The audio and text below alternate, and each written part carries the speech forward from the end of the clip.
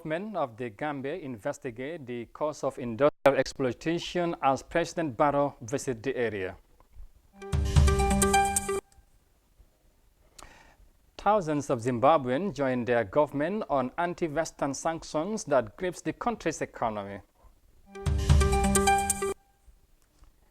The United Kingdom has its request for Brexit deadline extension accepted by the European Union.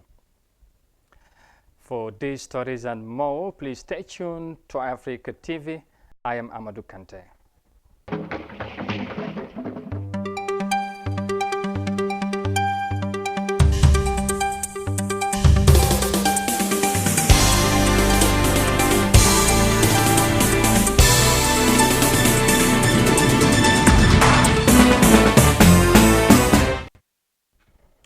Many thanks for joining us, and now the news in details. President Adama Barrow this morning visited Kanifing industrial area where a fire outbreak destroyed businesses, industries and several assets whose value is yet to be quantified. The incident occurred on Sunday, raising tensions around the surrounding. Unconfirmed reports has it that the explosion might have emanated from a gas refining plant in the area. We have more in this report by Fatmata Jaju. In the early hours of Monday, Gambian leader Adama Barrow paid a visit to the industrial area of Kanifing, where dozens of business owners lost millions of dollars in a fire outbreak which happened in the late hours of Sunday. Speaking to reporters after the conducted tour to some of the affected companies, President Barrow commits that his government will institute an inquiry into the cause of the Sunday evening fire to establish the cause and extent of damage. Our next move is to set up an inquiry team to look at what happened, to establish the facts, what was the cause of the fire, and how do we avoid it in the future. And also look at institutions that are also doing the same business, whether they are following safety standards. I think these are very important. These are things that we ignore, but they can cause a lot of trouble. Mr. Barrow also praised firefighters and other rescue efforts for containing the fire at the right time. It's a very unfortunate situation. It's difficult, but we cannot thank enough the fire service team for the hard work and under very difficult circumstances. But the good thing is they are very determined to stop the fire and to contain the situation. The Sunday outbreak sparked a wave of panic in the industrial area and the surrounding following loud explosions from the scene. The cause of the explosion and the exploded materials could not be officially confirmed, but many said it was caused by a gas bottle refilling plant owned by Hadim Enterprise. But this is not a residential area, it's an industrial area. But mixed within an industrial area. Yes. Even if you go to England, you will see a gas factory within even a residential area. But here it is purely industrial, definitely. But what is important is to maintain safety. I think safety is an accident. Accident can happen anyway. Whether it is industrial or it is residential, that's the most important thing. But now this have happened. It's unfortunate. We didn't expect it to happen. But we will investigate and see what do we do in the future. At least 5 firefighter stations, including that of Banjul International Airport, arrived at the scene to help curtail the fire, which lasted till the early hours of Monday.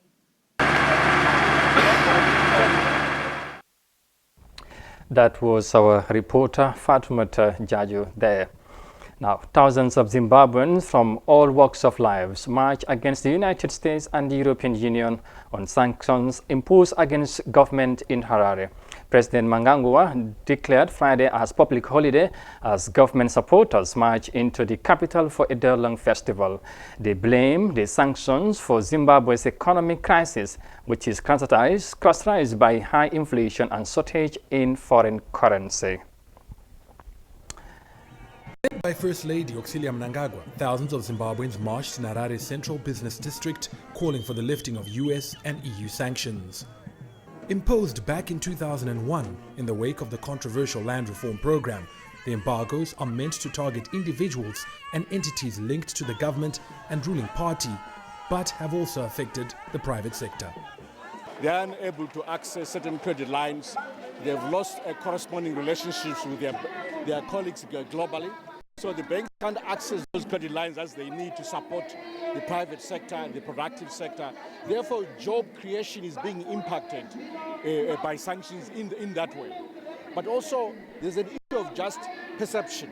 Once you say a country is in sanctions, then the perception changes. You say, deal with the country sanctions.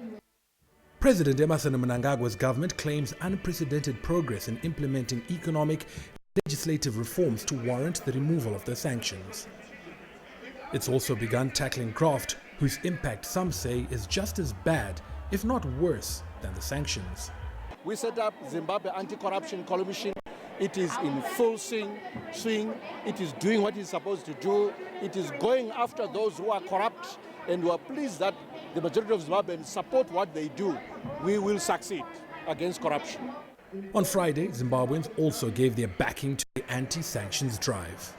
Government is hoping to send a message to the West, and that is everyone, all Zimbabweans from all walks of life who are feeling the adverse impact of these sanctions, want them gone. But with the US and EU maintaining a hard line, these demonstrators are unlikely to get their way. Still, the government remains bullish.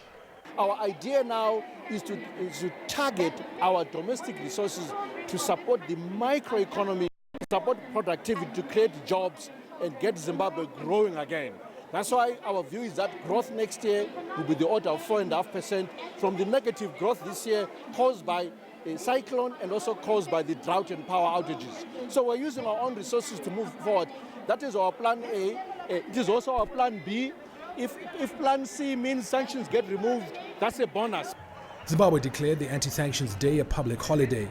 October 25th was set aside by SADC member states to jointly call for the removal of the restrictions. From that report there in Zimbabwe, now to Sudan. Sudan and Ethiopia have agreed to establish a joint oil pipeline that will pump crude oil to serve the two countries. The deal will solicit the cooperation of South Sudan, with whom Ethiopia might consider striking a deal to this effect.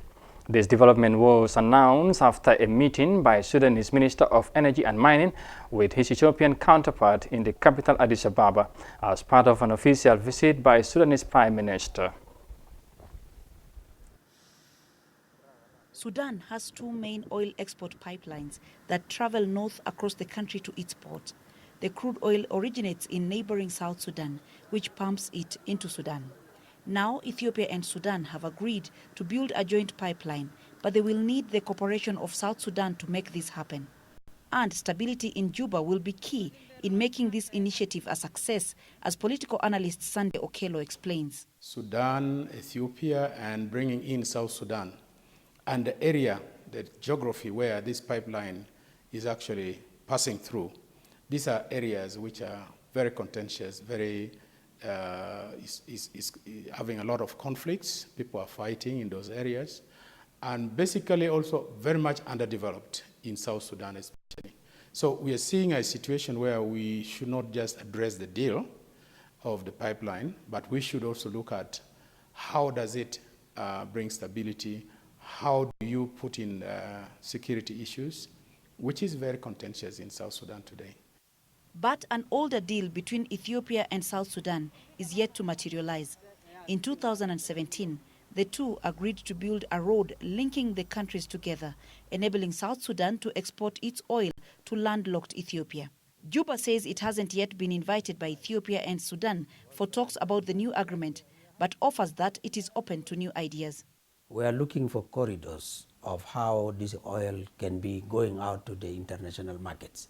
South Sudan is blessed. We have a lot of oil that is mainly going towards the borders of Sudan.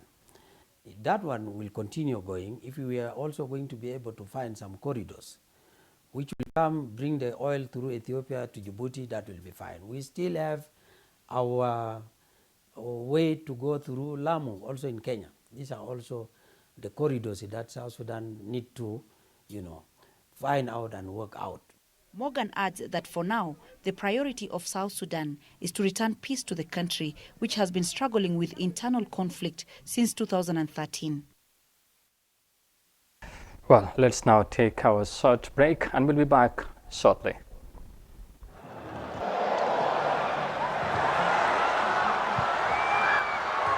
Do not have it in their mind.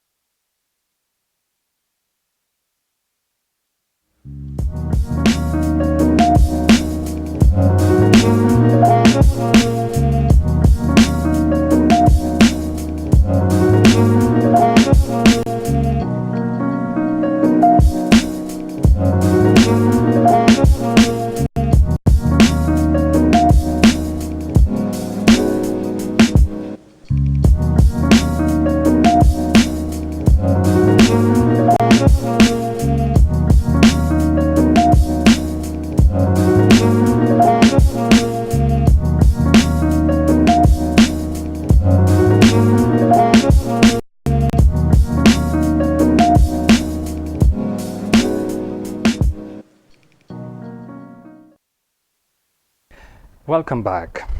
Alaji S. Dabo, the National Assembly member for Brikama North, said during a political rally on Sunday that government does not live up to the task to bring about glory in football.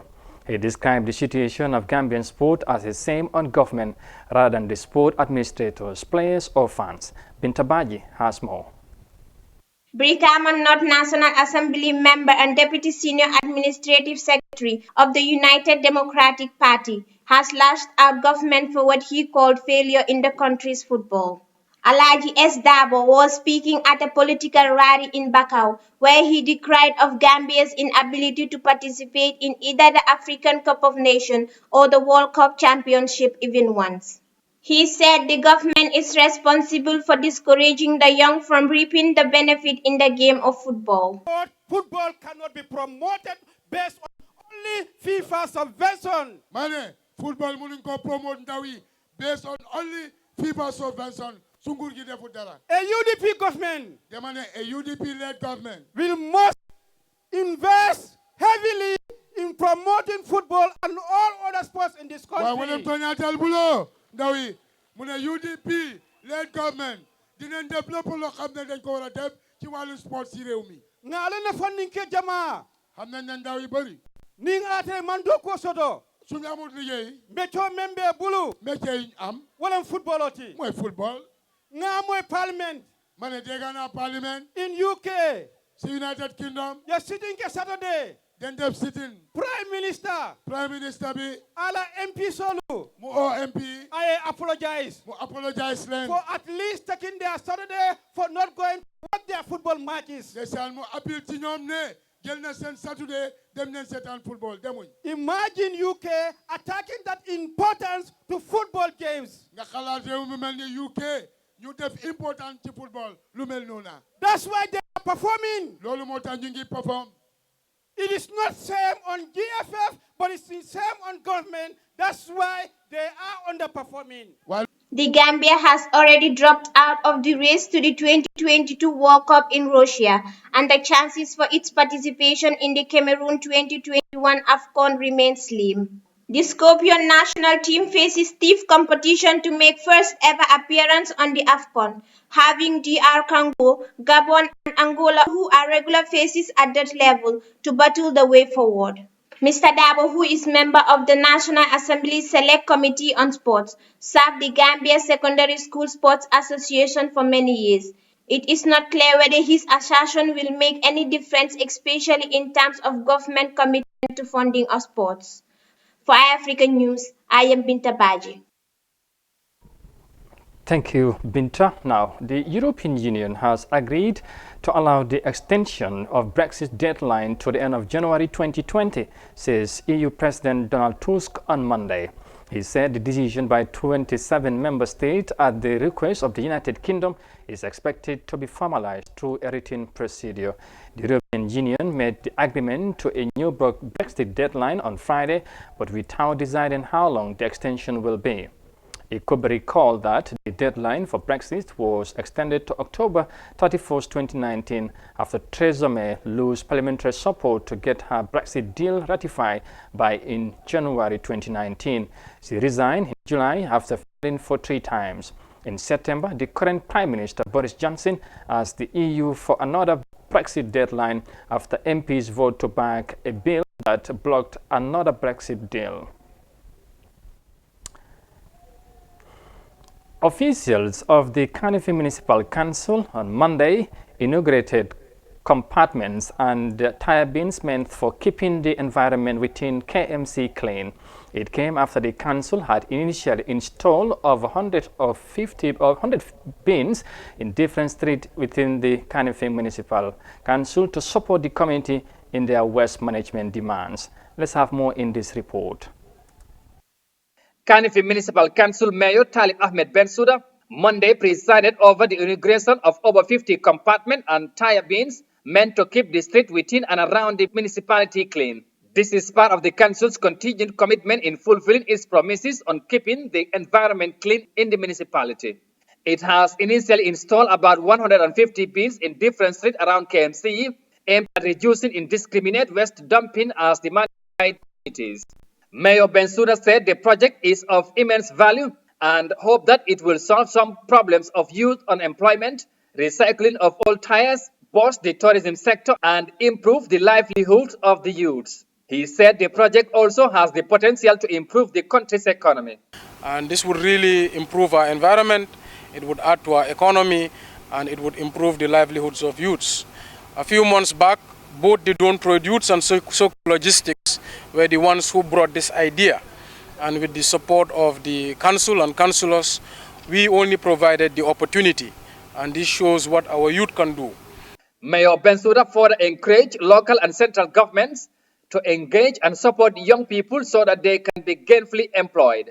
Kanifing Municipal Council is planning to install about 500 bins in different streets within KM, geared towards mitigating littering on highways to maintain a clean environment.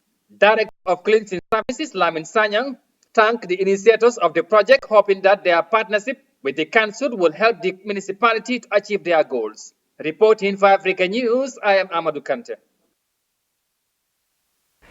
Well, viewers, that's all we have for you on the Today World News, of course. And for more, check on our website on africa.tv. And I am Amadou Kante. Once again, bye for now.